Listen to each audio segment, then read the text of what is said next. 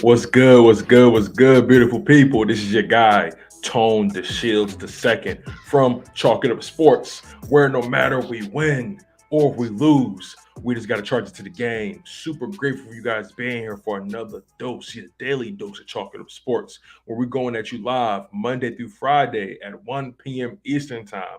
So, as always, you guys are truly immaculate. You guys are truly one of one. And thank you for being a part of the show. As I always say, make sure you guys like, comment, and subscribe, especially if you're new. If you like what you hear, if you like what you see, hey, stick around with your boy. The content only gets better. And on top of that, you guys, keep on hitting that like button, man. Like you guys have truly been amazing. The like button is magic in YouTube. The like button is currency. Without the like button, I can't cash in. So I appreciate you guys for really helping the show, supporting the show, being loyal to the soil, and more is definitely to come. Like I always say, I'm your humble host, Tone DeShields II from Chalk It Up Sports, and we give you guys daily doses Monday through Friday at 1 p.m. Eastern Time. Thank you guys so much for being here. But man, what a big night for Philadelphia. Let me take a sip of water because I'm gonna start rambling in a little bit. I'm gonna start rambling because Joel Embiid, man, what more can I say? The Sixers somehow managed to pull off a game that I really didn't think they had in them. I'll admit, I didn't think the Sixers were capable of winning a game like this. And this type of game showed me a lot about not only where we are as a team, but where we are as a culture, where we are as a coaching staff, where we are from a maturity level with this team. And this team goes as Joel Embiid goes. As you already know, Joel Embiid hit the game winner last night in overtime to seal the game, a three-pointer, three-point fadeaway in the face of Fred VanVleet and Precious Achua came off the inbound. Tobias Harris set up the screen, and Doc Rivers drew up a hell of a play. But we got to be honest, it definitely wasn't smooth selling by any stretch of the imagination. The Sixers started off flat. The Toronto Raptors once again punched us in the mouth, and we had to respond. And there was a point in time where the Philadelphia 76ers were down 17 points in the second quarter. And by all means, that is unacceptable. You can't allow a team like Toronto to continuously catch you slipping and allow them to get easy buckets. And that's pretty much what it was. The Sixers were down 17 points at most in the second quarter, and then they went into halftime being down by 10 points. And it doesn't help when you're continuously turning the ball over. That was a huge story of the game. The Sixers had 24 total turnovers in the game. And you clearly saw this team lacked poise earlier on. They lacked continuity. It seemed like they were dragging a little bit. They lacked urgency. And that's pretty much what the problem was for me. Let's get some shout outs out the way. Shout out to Mrs. Bird Gang. How you doing? My man Shane Butler, Bobby Philly fan, Aunt Boogie, what's good? Blue City Empire, my guys. So glad you guys are here, man. Welcome to the show. You guys are truly one on one, like I always say. Make sure you guys smash that like button. And also, if you guys are watching this after the fact, don't think I forgot about y'all. If you're watching the show after the fact, after the live stream is over, best believe I want you guys to hit that like button. It's like currency. It helps get me to the door, and it helps keep me in the door, man. So I really appreciate you guys. But when you're turning the ball over 24 24 times in a game. I believe they turned it over 17 times in the first half. That's a recipe for disaster. And you can't expect to win those kind of games, especially when you're giving the other team extra possessions. And the Toronto Raptors took advantage of all of that. Got to give credit where credit is due. They take advantage of every opportunity. And the Sixers didn't do so as much in the first quarter, in the first half at all. Now, defensively, they started to ramp it up in the second half, and they forced a total of 11 turnovers. But here's the thing. Here's the most interesting part about the series, or about the game, as a matter of fact. Now, remind you, Toronto forced. Well, I'll put it to you this way: Toronto got 9 steals in this game. The Sixers turned the ball over 24 times. 9 of 24 of the Sixers' turnovers were steals. That means the rest of those were unforced errors. 15 of those turnovers were unforced errors. That means mental lapses. That means you guys aren't focused. That means you guys aren't on the same page. There was a momentary chemistry issue. To have 15 of your 24 turnovers be unforced errors means that you guys got to get back into the lab, and you guys should not win this game. But here's the story of the game. Yes, the Sixers committed 24 turnovers, 15 of them being unforced, 9 of them being steals by the Toronto Raptors. In total, the Toronto Raptors forced, in total for the Sixers, we forced 11 turnovers compared to the 24 turnovers we committed. If you look at those numbers, that tells you what? The team with the most turnovers most likely will lose the game, right? That's essentially what that means. But here's what's interesting about that. Yes, the Toronto Raptors forced 24 turnovers on us. But here's the sad part about it. Toronto did not take advantage of the opportunities they created. They did not take advantage of a bad Sixers team. They didn't take advantage of the unforced errors that we committed. Toronto only scored 11 points off of all the turnovers that we allowed to happen. Out of the 24 turnovers, the Toronto Raptors only was able to score 11 points off of 24 turnovers. What does that tell you? That means that the Philadelphia 76ers, although they committed turnovers and they showed lack of discipline on the offensive end, they maintained their discipline on the defensive end. They didn't allow the Toronto Raptors to what? Get off on them in transition. Of course, they're going to get by you at some point. It's an NBA game. It's NBA talent. Guys are going to get off at some point. But when you commit 24 turnovers and you only allow 11 points off those said turnovers, there's something to be said about that. But here's another nuance of the game. The Philadelphia 76ers forced the Toronto Raptors to commit 11 turnovers. But here's the nuance about us. And this is how we got back into the game. Although we only forced 11 turnovers, we scored 27 points off of our turnovers. Let that sink in. The Philadelphia 76ers scored 27 points off of the 11 turnovers that they forced on the Toronto Raptors. What does that tell you? That means that although they didn't force the Toronto Raptors to make that many mistakes, when they made the mistakes, they took advantage and put up the points. The Philadelphia 76ers have been shooting very well from the three-point line this series. Let's make that very clear. As a team, the Philadelphia 76ers have been shooting very well from the three-point line.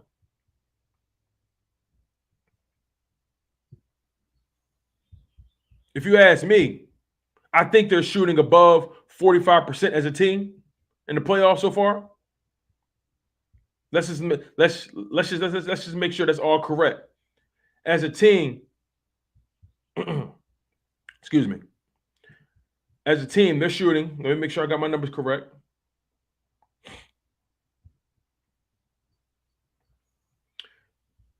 They're shooting 46% from the three-point line as a team. They're shooting above 51% from the field. The Philadelphia 76ers are shooting very well in this series, despite the mistakes they made in Games 3 and in Games 2. Games 1 and Games 2, yes, were very dominant wins. Game 2, we started to fall off a little bit towards the end, but we ramped it up. Game 3, Toronto punched us in the mouth, going down 17 points in the second quarter, being down by 10 points in the first half, committing 24 turnovers, but only allowing Toronto to score 11 points off of those turnovers. Toronto didn't take advantage of a bad Sixers team. They did not. And that's why they lost the game. The Philadelphia 76ers took advantage of every opportunity, although they were behind most of the game. Didn't take the lead until the game went in 3. by Joel Embiid. On top of that, and we're going to get into more details about this game. We're going to discuss Joel Embiid's dominance. We're going to get into so many details about this. But on top of that, the Philadelphia 76ers won the rebounding battle. You see, the Toronto Raptors are a team that they want to get out in transition. They want to win the rebounding battle. They want to force you to make mistakes. They want to get stops. They want to force you to miss shots. If they force you to miss shots, they can get the boards. If they get the boards, that allows them to run in transition. They want to force you to long shots. They don't want to allow you to get to the rim. That's where they've struggled. They've struggled stopping guys like Tyrese Maxey from getting to the rim. They've struggled stopping guys like Joel Embiid from getting to the rim. They've struggled stopping Tobias Harris from getting to the rim. Even though James Harden isn't having the most spectacular series, James Harden is shooting above 40% in all categories.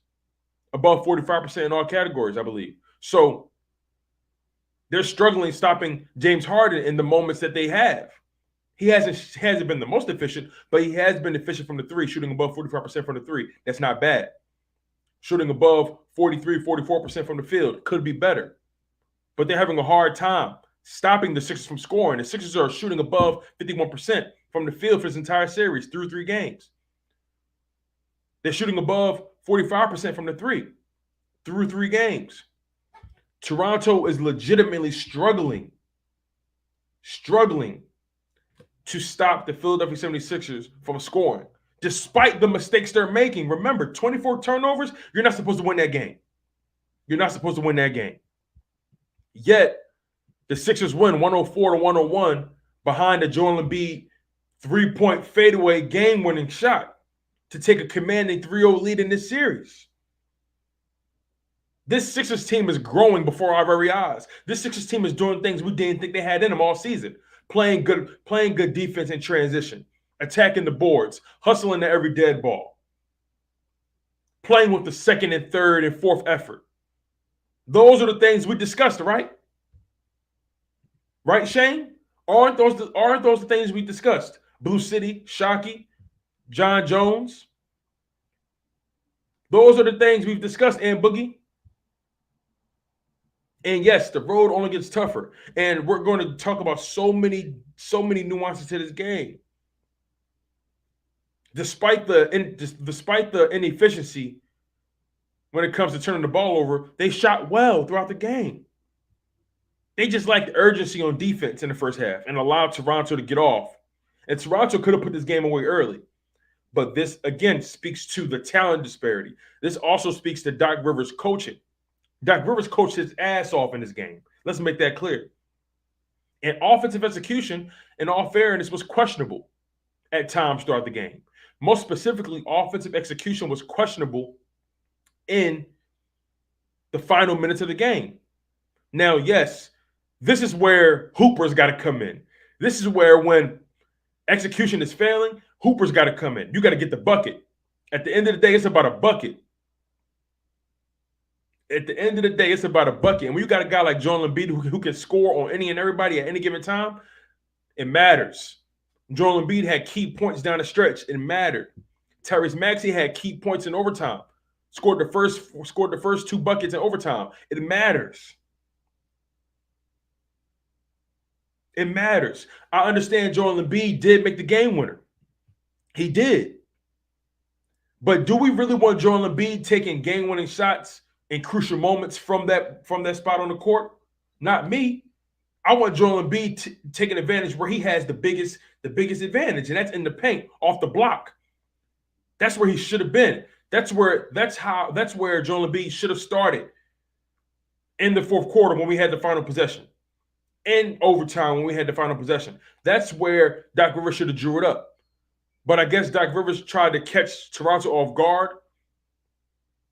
I mean, who's expecting the 7'3" big man to shoot a game-winning shot from the corner? From the wing? Who's expecting that? I know I didn't. They ran the same play 3 times in a row. They ran it in the final minutes in the final seconds of the fourth quarter. They tried to run it again in the final moments of the overtime. Doc Rivers called a timeout with 0.9 tenths of a second Amazing court awareness. He saw things breaking down, called the timeout. Doc Rivers is coaching his behind off in this series. We got to give credit where credit is due, you guys. We have to. I know it's hard, but we got to give credit where credit is due. Glenn was the doc. Nick was the nurse. Let's make it one thing clear, Shockey. Glenn Rivers was the doc. Nick was the nurse. Take 3 of these, doctor's orders. You feel what I'm saying? Shout out to my man Aunt Boogie. Got to give credit where credit is due to Doc Rivers. Adjusting. Didn't allow the game to get away from him. Got to speak on the poise of this Sixers team. This Sixers team showed poise when it mattered. And this is why James Harden is so important. And we're going to talk about James Harden. You know, James Harden fouled out in the fourth quarter. That was scary because James Harden was stabilizing the offense when things was getting out of hand. He didn't allow this team to get too ahead of themselves. Didn't allow them to play too fast. We're going to talk about James Harden's importance later on in the show. But James Harden, being the type of player he is, someone who likes to play in that half-court offense, doesn't really run in transition all that much, but he's very capable. But he prefers to pace himself, get himself up the court, allow the offense to develop. That's what he prefers to do. And if they got the advantage, he'll run out of transition. James Harden's presence was so important. So when he got fouled out, that made me nervous. On top of that, Danny Green was a head case in that first half, racking up early fouls, getting technical fouls. His teammates had to calm him down. How is Tyrese Maxey more calm than you, Danny? That can't happen. Tyrese Maxey had to calm him down. James Harden had to calm him down. Joel Embiid, they all like, yo, my man, come on, you the veteran. You got to chill. This is a big game. We already down by a lot. You can't allow this game to get away from you. We need you. You can't be giving up free points. Nonetheless, Sixers only went into halftime, only being down by 10 points. They took the best punch from the Raptors. The Raptors gave them their best shot. They threw their strongest punch. Toronto, from halftime on, was on the ropes. There were moments where the Sixers tried to get it close, where they were within one. Then Toronto pushed it back to 5, 7, 9 points. Philly kept fighting, kept making buckets, kept getting stops. Something to be said about that, man. That's huge. That is huge. Let's just go down some of the stats real quick. You know, Joel Embiid, 33 points, 13 rebounds, 12 for 20 from the field. Shot 38% from the three-point line. Not great. Not great at all. I think he was 3 for 8 from the three-point line. Didn't shoot great from the three, but he made the three-point shots when it mattered down the stretch in the clutch. That's huge. That's a big deal. Shockey says Joel Embiid told Drake they're going to sweep him. And Boogie says he can't be fouling out. He could have been the one to take the shot, honestly. If I'm being honest, Ant, I wouldn't have wanted James Harden to take the final shot. I wouldn't have wanted it. Just being honest, I would have wanted Tyrese Maxey to take the final shot because of his creativity offensively. He's had the hot hand. And we're going to talk about Tyrese Maxey's dominance throughout this series. But Joel Embiid's dominance. Man, 33 points on 13 boards, 12 of 20 shooting from the field. He had 6 turnovers, though. He has to clean that up. That can't happen. It just can't. But Joel Embiid, through 3 games in his postseason, shooting 79% from the free throw line, 33% from 3, over 50%, 51% to be exact from the field, averaging 13 boards, averaging a little over 3 turnovers, 27.7 points. He's been dominant. Could be a little better from the free throw line, but he's taking a lot of them, so it's okay. Shooting over 50% from the field, that's really good. Shooting 33%, just over 33% from the three-point line. I mean, he's a big man, so what more? So what can you really expect? Averaging 39.7 minutes a game in this series. Hasn't been getting in foul trouble either, which tells me he's been playing great defense. Disciplined defense, as a matter of fact. Joel Embiid has been dominant, man. Outside of that 19-point outside of that 19-point game 1, Joel Embiid has shown dominance in games 2 and 3. Dominance on both sides of the ball. And you got to give credit where credit is due. He has been virtually unguardable. The Toronto Raptors have been throwing everybody at him. The Toronto Raptors have tried to be physical with him. They tried to triple team him, double team him, quadruple team him, force him to make bad decisions out of the double team and triple team. He's been for the most part disciplined. Only averaging 3 turnovers per game in the series, but he had 6 turnovers in his past game. That can't happen. The team had 24 total turnovers. That can't happen. They got to be more poised. They got to be more disciplined. They gave Toronto too many opportunities to take this game away, but Toronto couldn't do it. Like I said, you only score 11 points, forcing 24 turnovers. That means you're not taking advantage of your opportunities. That means you're leaving meat on the bone. You're leaving food on your plate. Sixers, on the other hand, only forced 11 turnovers, but scored 27 points off the turnovers. The Philadelphia 76ers was coming back for seconds. They was coming back for seconds, round 2, round 3. It was a buffet for them off the turnovers. You dig what I'm saying? So the Sixers got to do a better job of taking care of the ball, but Joel Embiid's dominance carried them through the game, especially down the stretch, which begs the question. That fadeaway three-point shot in overtime, was that the biggest shot of Joel Embiid's career? I want to ask you guys, everyone in the chat, we got 10 people on the live stream. Make sure you guys smash that like button. Is this the biggest shot of Joel Embiid's career? Game 3, tie game in overtime. 0.9 seconds on the clock. You hit 0.9 tenths of a second on the clock. You have less than a second to get a shot off. This is where coaching comes in. You have to draw something up. Get a guy open. You're going to have to set up an off-ball screen or something like that. Tobias Harris with that screen was immaculate. Watching Doc Rivers draw that play up in the timeout break was amazing. Was this the biggest shot of Joel Embiid's career? Eagle Slayer says this team is so resilient. Absolutely, man. They got punched in the mouth 2 times in this series, and they responded. The Sixers played terrible, and they won this game. This tells me this team is learning how to win. And listen, this is the playoffs. You're going to have those games where your shot isn't falling. You're going to have those games where you're turning the ball over tremendously to no end. You're going to have those games where a team is punching you in the mouth and they go up on double digits on you. You're going to have those types of games. You're going to have the game when your best player isn't making shots. You're going to have all those kind of games. You're going to have the games where your role players, your bench can't get nothing off and your starters have to carry everything. Those games will come. But how will you respond? How will you respond when the chips are stacked against you?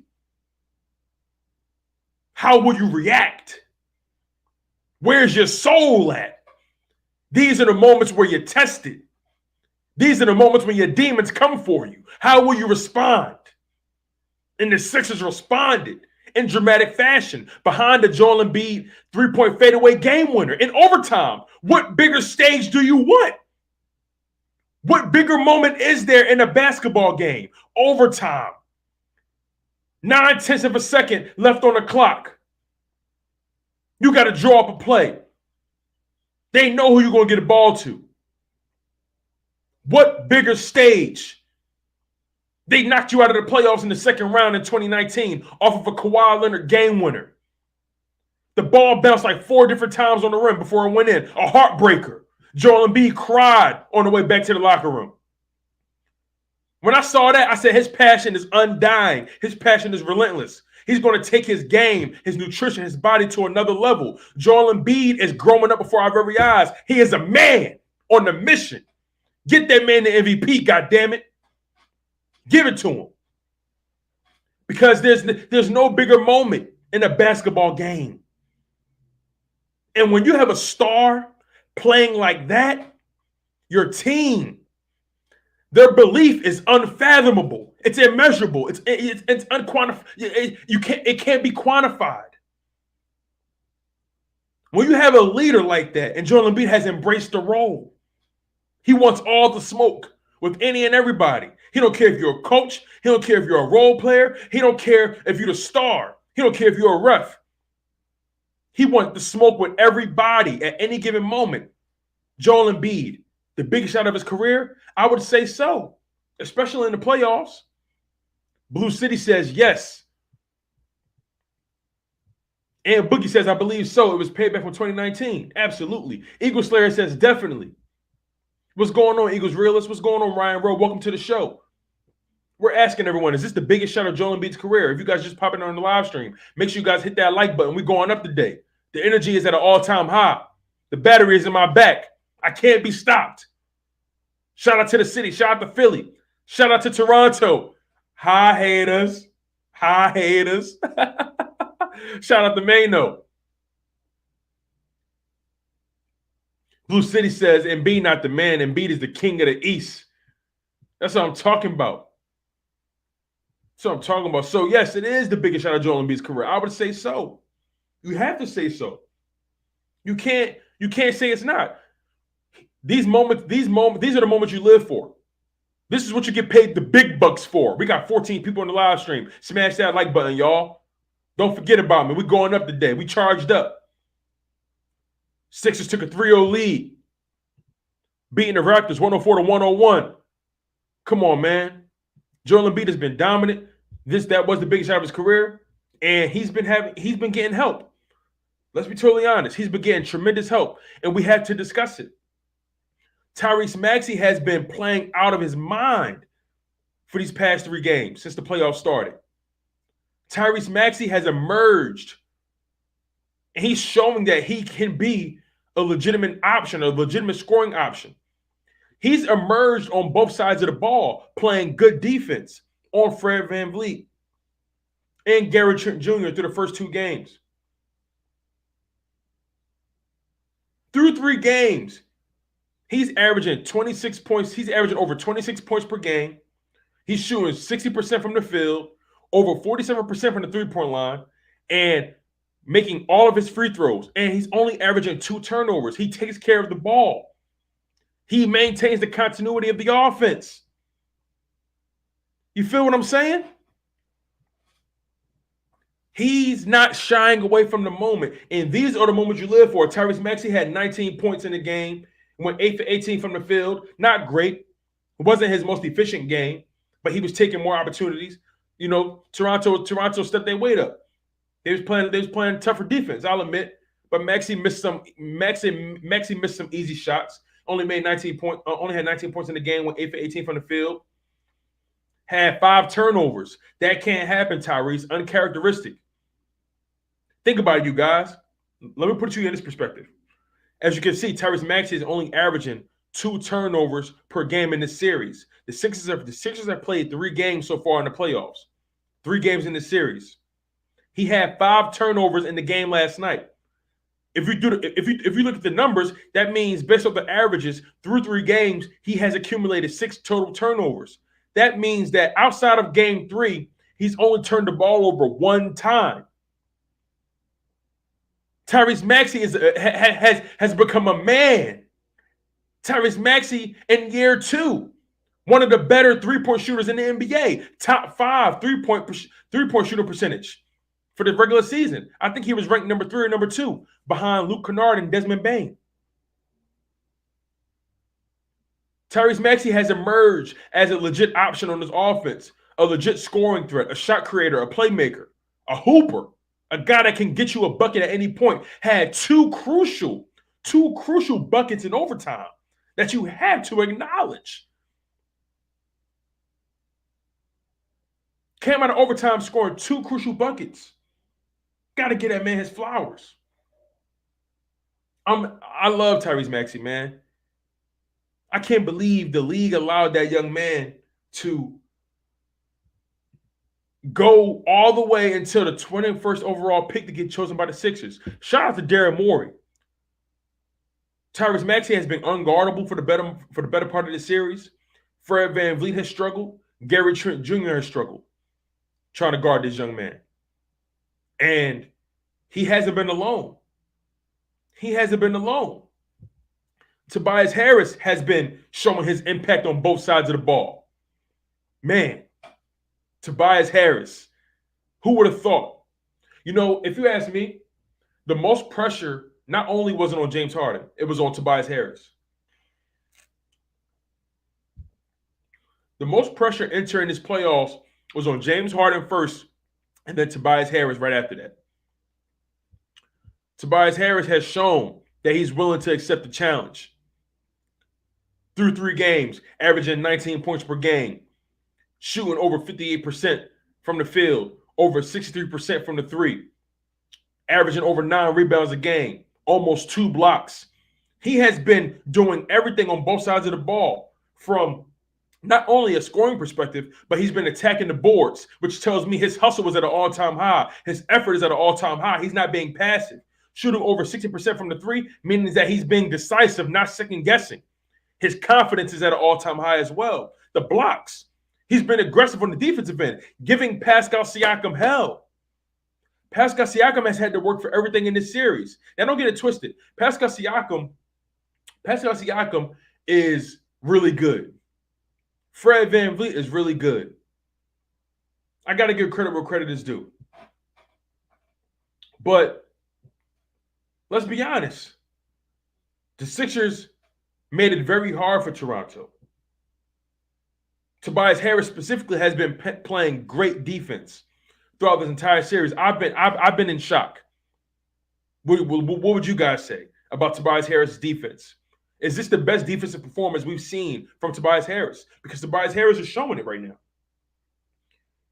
Pascal Siakam shot his worst game in this series. The Sixers essentially shut down Toronto's stars. Fred VanVleet and Pascal Siakam only had 12 points respectively. VanVleet went 3 for 13 from the field. Siakam went 6 for 16 from the field. Maxey, Harris, and along with Danny Green, they've been doing a great job rotating and shutting down Fred VanVleet and Pascal Siakam, especially in Game 3. But Tobias Harris, he needs to be given his flowers. His impact on both sides of the ball has been very noticeable. Very noticeable. And the emergence of Tyrese Maxey coupled with Tobias Harris's impact. Now, Tobias Harris in Game 3 only had 11 points, had 12 rebounds, though. Shot 4 for 9 from the field, but he played great defense on Siakam. So, yes, through the series, he's averaging 19 points per game. Has really great numbers. These are the numbers we want from him, especially being the 3rd or 4th option on offense. But in Game 3, he only took 9 shots. He wasn't the focal point offensively. He knew that his role in Game 3 was going to have to be really on defense. He was going to have to ramp it up on defense. He knew that. This was that Joel Embiid game.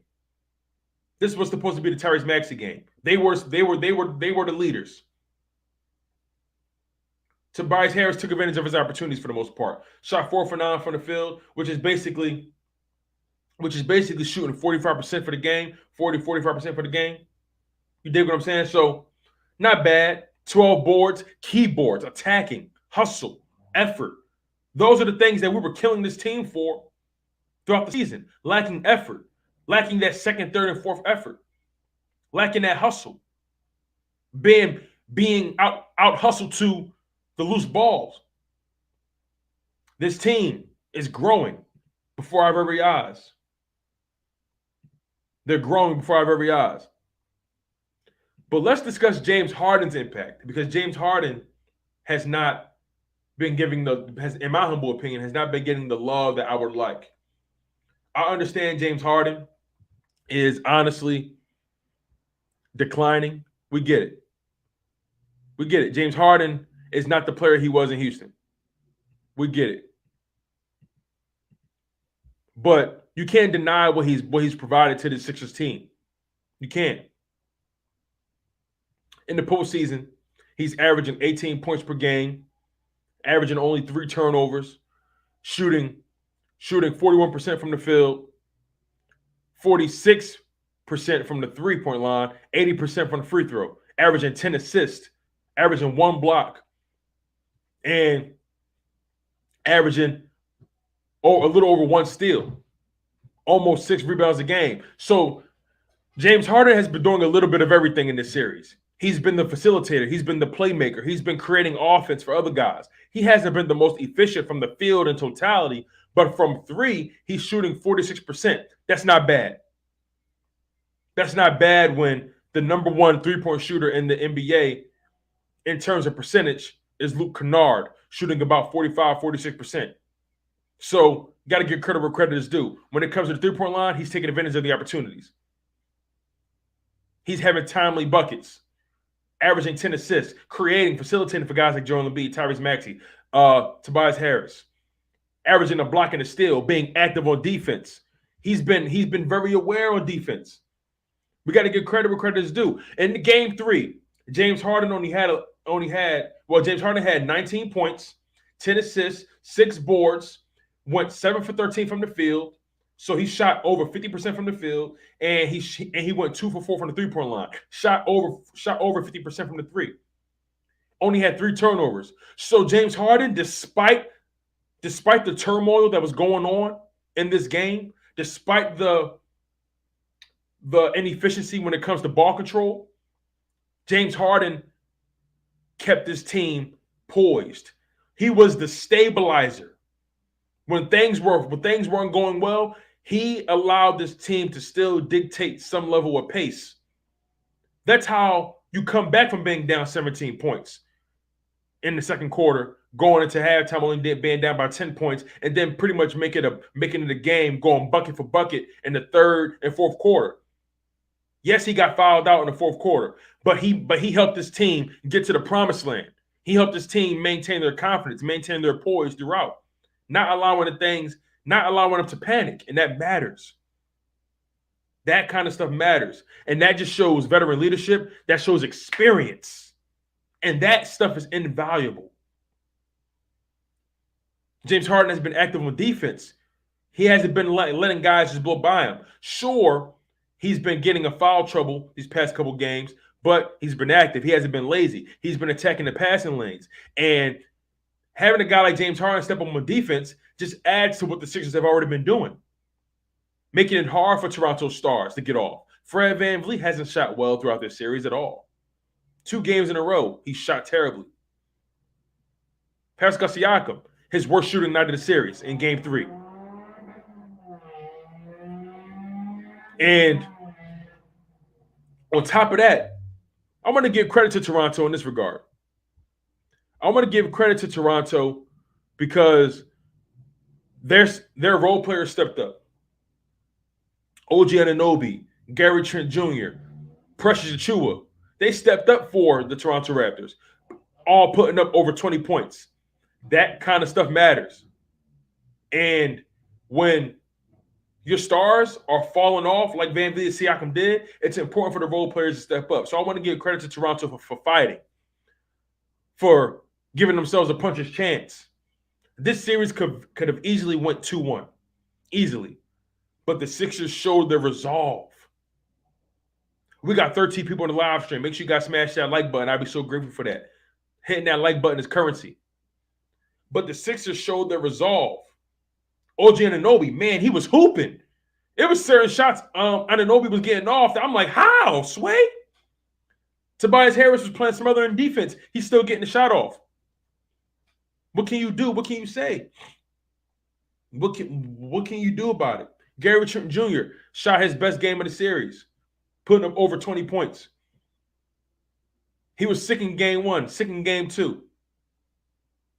And then on top of that, Scotty Barnes hasn't been available. Went down in game 1. If Scotty Barnes is available, this series could easily be 2-1. We have a more competitive series. Scotty Barnes plays great defense. He does so many things for the Toronto Raptors team as a facilitator, as a scorer, as a board crasher.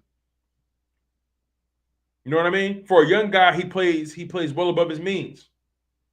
And I gotta give credit to that guy, man. I have to. Like, you can't tell me the Sixers aren't built for the big moments. That is the kind of games that was a test. Throughout games 1 through 3, the Sixers have been tested. And the road is only going to get harder. The road is only going to get more complicated. The competition is only going to get stiffer. And when you take a 3-0 lead on the team, it's important for you to put your foot on their necks. Don't leave no room for conversation. Don't leave no room for dispute. Don't leave any room for deliberation. Get these guys out of here.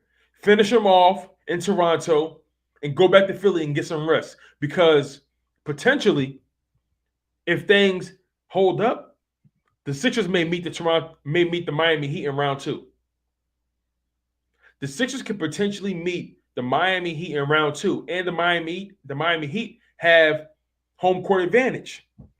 We're going to be spending most of our time in South Beach. So that series can very well go 6 games. But that would mean the Philadelphia 76ers would have to win, at minimum, 3 games on the road. They're going to have to win 3 games on the road. You feel what I'm saying? I believe the Sixers can hold it down in home court. I believe that. Can they win 2 games on the road? That's what remains to be seen. Can they hold it down at home? Can they split the games in Miami and then win in their home turf? You feel what I'm saying? So I'm paying very close attention to how Miami's playing. Jimmy Butler dropped like 45 the other day. Duncan Robinson has been lights out from 3. PJ Tucker's been playing great defense. Kyle Lowry has been playing great defense. That team is shooting very well, but they have limitations. Bam Adebayo has been playing well. Tyler Hero has been playing very well. They have depth. They got a lot of dogs in that team, and they're well coached. But they have limitations, and that's in the half court set. Like Toronto, the Miami Heat want to get out and run. They want to get out and run, and they want to get transition threes. They want to get Duncan Robinson open in transition threes, Tyler Hero open in transition threes, PJ Tucker, Kyle Lowry. They want to get open in transition threes. When they're forced to rely on a strict half-court diet, they're not as dynamic. But best believe Duncan Robinson can make threes coming off the screen. So I believe if the Sixers want to beat the Miami Heat, it's not even going to be Jimmy Butler who's going to be the issue. They have to neutralize Duncan Robinson. If the Sixers can find a way to neutralize Duncan Robinson and find a way to deal with Kyle Lowry and Bam Adebayo being irritants on the defensive end, they can win the series. I firmly believe Duncan Robinson is the key for the Miami Heat. He makes them such a threat from a three-point perspective. And this is going to be a hell of a series. And Miami is not the place where you want to BS at. Miami is a city where sins are committed. You want to be focused down there. You don't want to get distracted. You don't listen. Don't accept nothing from the hotel. Don't let nobody send nothing up to your room. Stay away from the woman in Miami. Best believe they sending out hits on Joel Embiid and James Harden. They sending out hits on Tyrese Maxey. He a young buck. They're going to send out hits. They're going to say, yo, listen, ladies, go up to their rooms. Bada bing, bada boom. You know what I'm saying? Try to make something shake. You dig? They're going to try to send hits on those guys, man. Y'all know chicks be lining them up in Miami. So they better be careful down there. James Harden, take it easy. Tyrese Maxey, youngin, take it easy down there. Joel Embiid, stay in. I ain't worried about Tobias Harris. You know he gonna stay and play the game, chill next to his Bible. But that's gonna be a hell of a series in Miami, and I'm really looking forward to it. All we gotta do is close out the deal in Toronto on. I think we play on Saturday, so it's going to be interesting. I think we play Saturday or Sunday, one or the other. Might be Sunday. But regardless, man, Philadelphia 76ers have been amazing. They have an opportunity to close out Toronto in Game 4.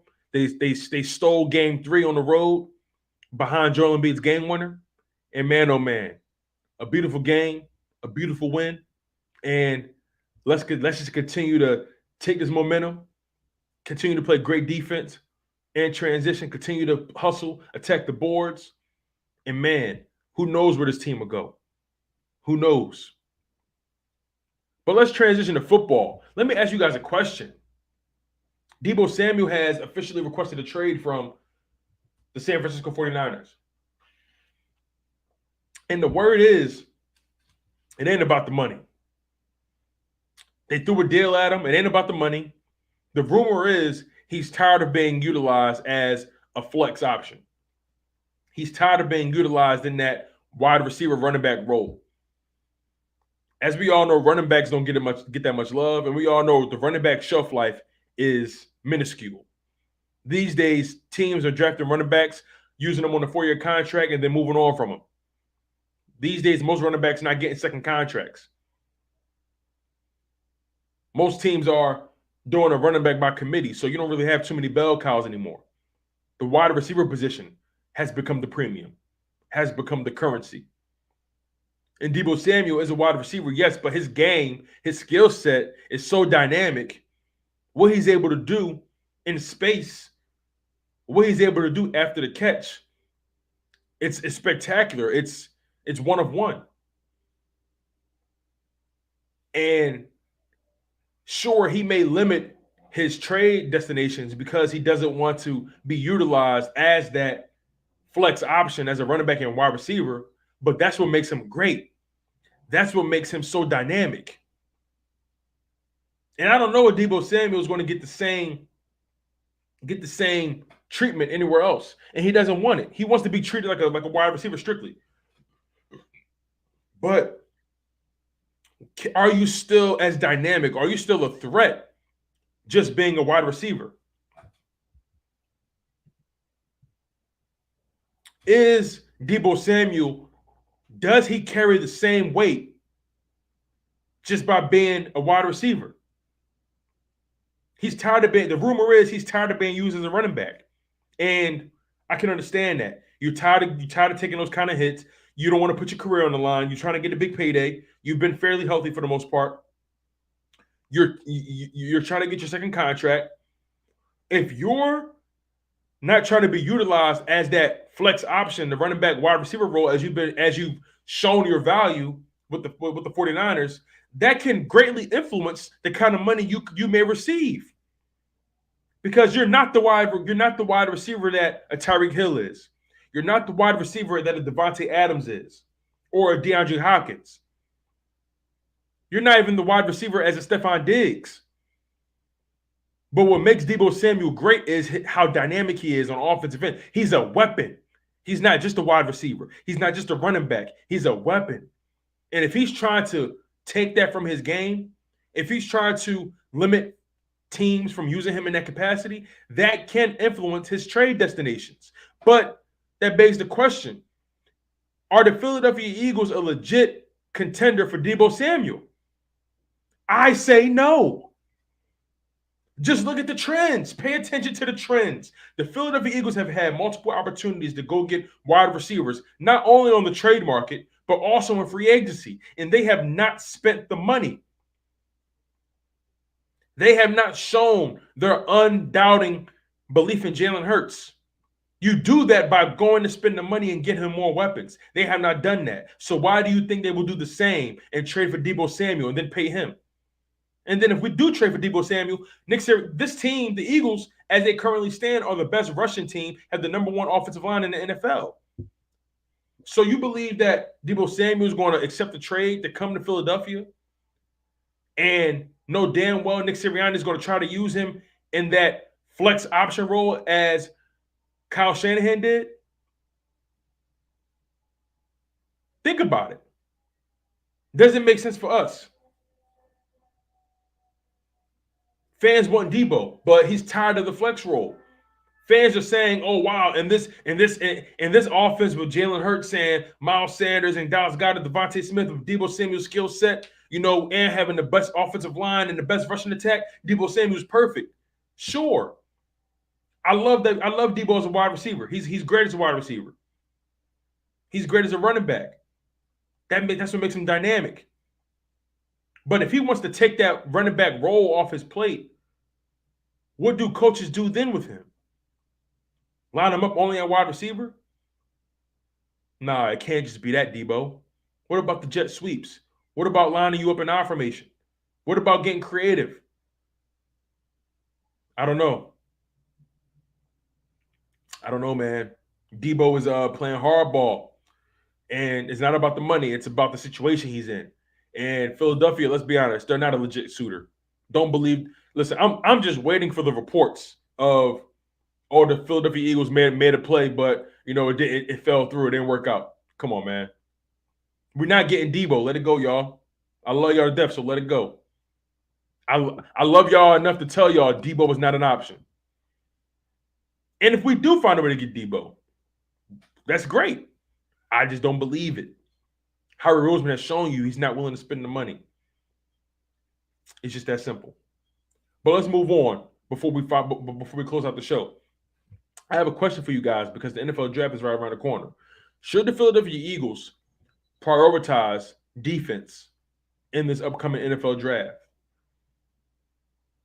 And the reason I ask you guys this question is because although we want more weapons on offense for Jalen Hurts, let's really look at the numbers. Let's look at how things have transpired for the Philadelphia Eagles in the 2021-2022 season.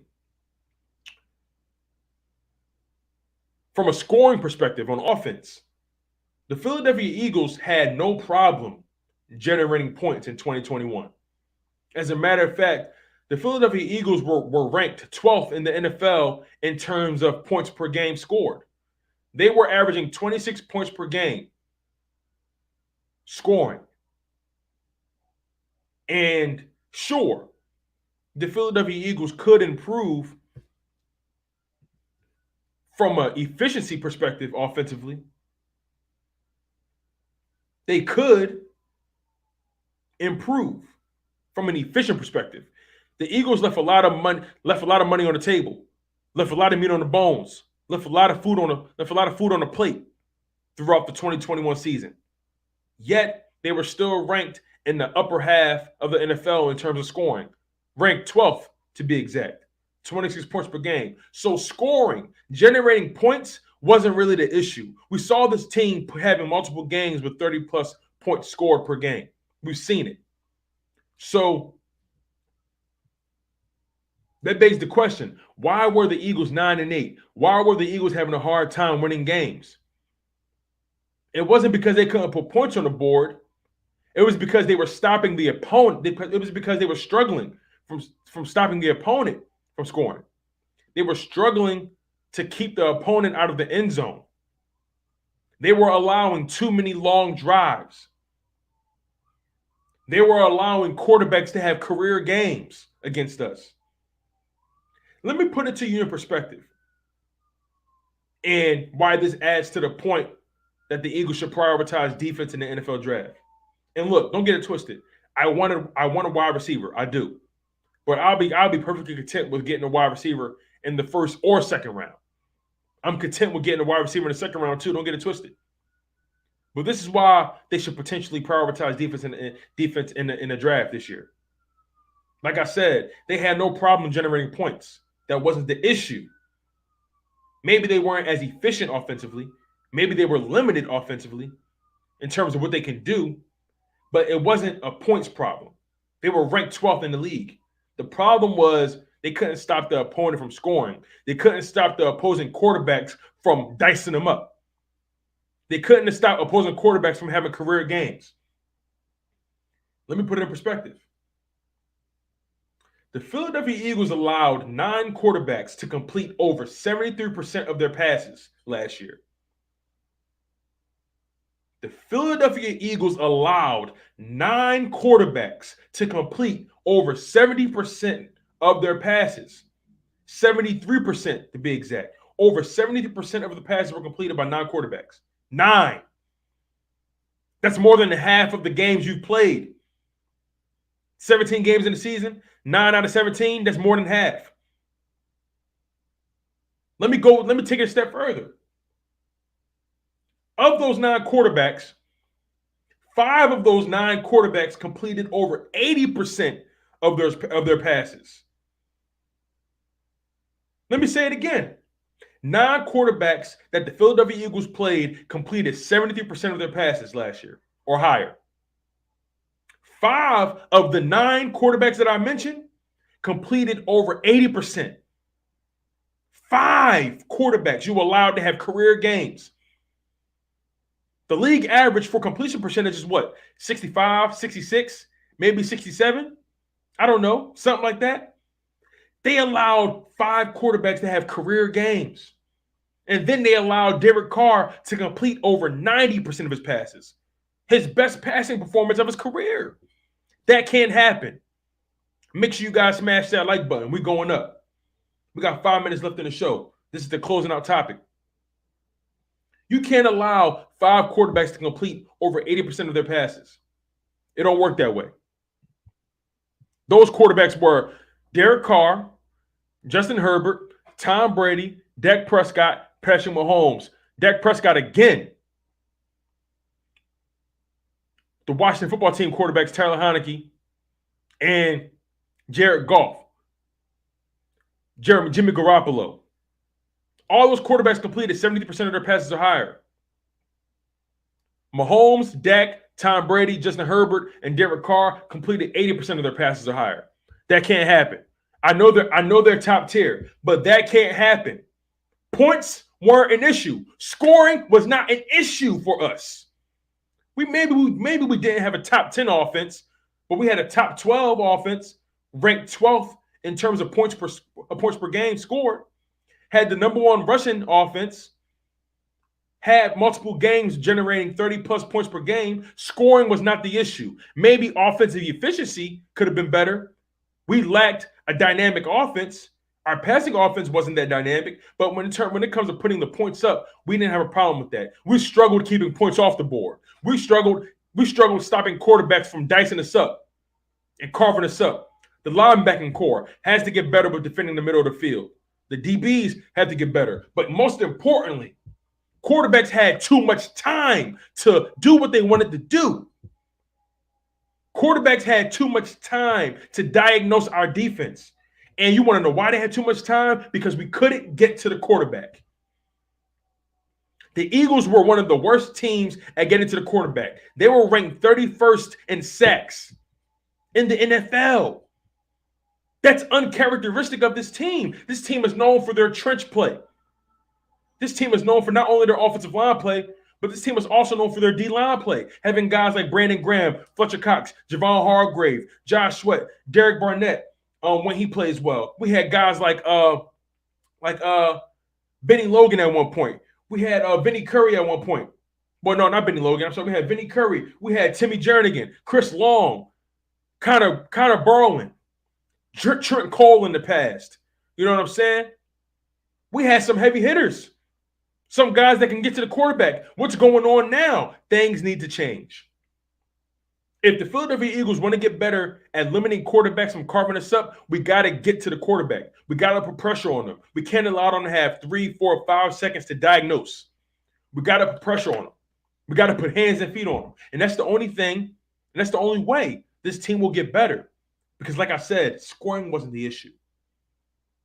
Scoring was not the issue. We need pass rushers. We need DBs. We picked up 2 linebackers in free agency, Hassan Reddick, Kaiser White. Hassan Reddick is like that blend between being an edge rusher and your Sam linebacker. But best believe you're going to see Hassan Reddick lined up on the edge. That's where he earned his keep. That's his bread and butter, being lined up on the edge. So expect Hassan Reddick to be getting double. He's a perennial double-digit sack guy. Back-to-back seasons with double-digit sacks. So bringing Hassan Reddick addresses an immediate need. Kaiser White, a great coverage linebacker, someone who plays downhill that helps the linebacker core. T.J. Edwards, a guy who earned a 2-year extension but also has to step his weight up. Josh Sweat has to have a career year. Fletcher Cox, Javon Hargrave, they had to step up. Derek Barnett had to step up. Brandon Graham is coming back. What will he look like coming off that torn Achilles? Will the Eagles draft a defensive lineman or a linebacker in that first round or a corner? Don't be surprised if they go defense back-to-back with pick 15 and pick 18. Don't be surprised. Excuse the sirens, y'all. It's a lot going on in the city. But this Philadelphia Eagles team needs to fix things on defense. What will Jonathan Gannon do? Will Jonathan Gannon step his weight up? Who knows? Will Jonathan Gannon be the guy we need him to be? It all remains to be seen. But it starts with this draft, and Howie Roseman can't screw it up. And it's straight like that, you guys. I really appreciate all the love and support. You guys have been amazing today. We've been going for a solid hour, 15 people on the live stream. Please, please, please hit that like button. If you guys are watching this content after the fact, after the live stream, hit that like button as well. Comment on the content. Subscribe if you're new to the content, if you like what you're hearing and like what you see, like the vibes, like the energy. The Philadelphia 76ers have a 3-0 lead against the Toronto Raptors. They're trying to get the sweep. Why not, right? Potentially, we face Miami in the second round. Going to be a tough one. Best believe it. So I'm looking forward to that. These Philadelphia Eagles have a long road ahead of them to the promised land.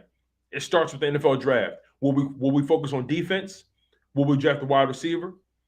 Will they draft a quarterback later on? It all remains to be seen, you guys.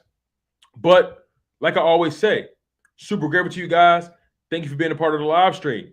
I am your humble host, Tone DeShields II from Chalk It Up Sports. Where no matter if we win or if we lose, we just got churches to the game. I'm giving you guys daily content Monday through Friday at 1 p.m. Eastern time. Keep it locked. One love, stay humble, stay healthy, and most importantly, stay hungry. Peace out.